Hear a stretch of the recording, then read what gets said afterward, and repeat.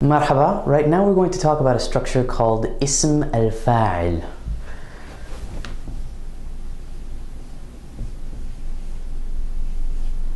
Or what we sometimes call in English the active participle, right? The doer of an action. If you've studied al-Jumla al-Fa'liya, you can remember that when we diagram a verbal sentence in Arabic, fa'il is the subject of a sentence, right? The doer of the verbal action in the sentence.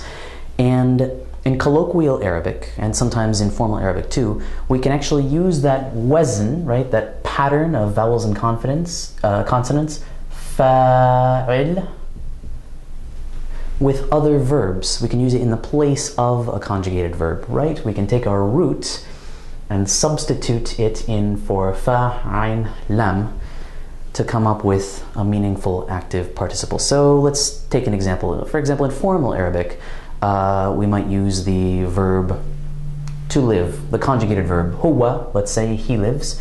Huwa yaskun. So if we wanted to make a whole sentence, let's say he lives in Egypt, right? Yaskun fi Masr.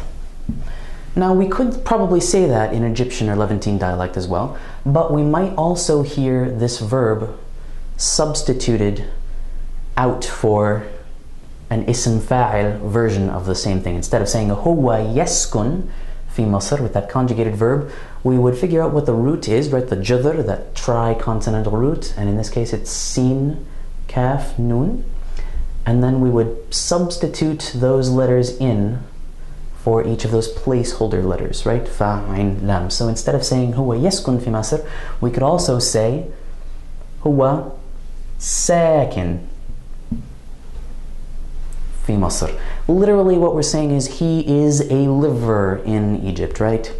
He is doing living in Egypt.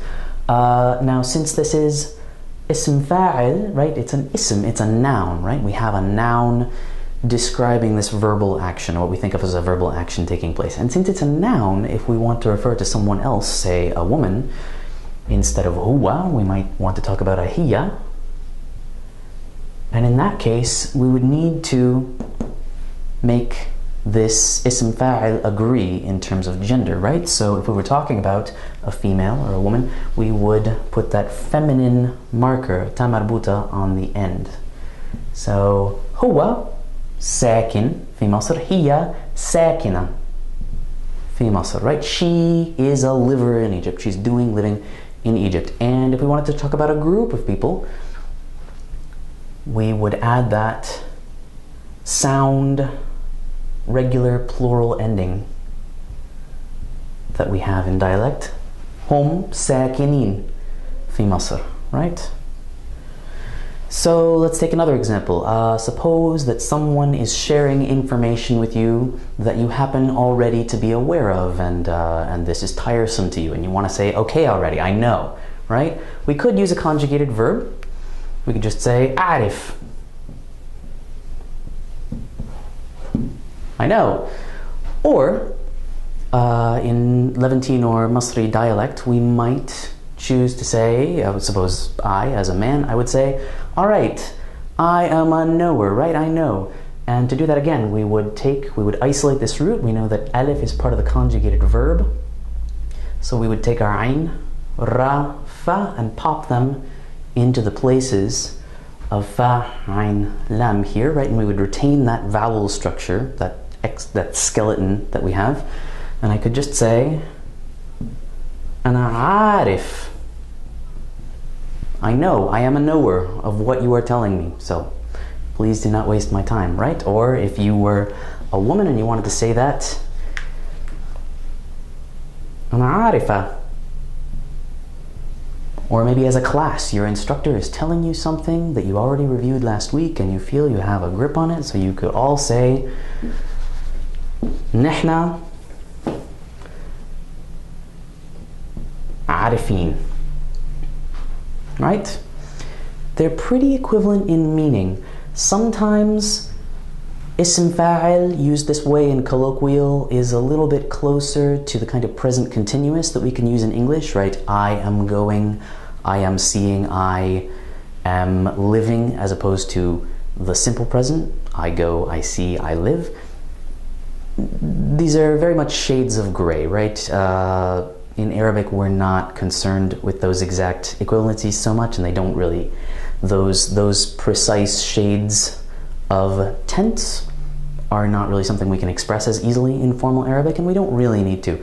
But sometimes ism fa'il used this way in the place of a verb conveys more of that present continuous ing gerund form, right?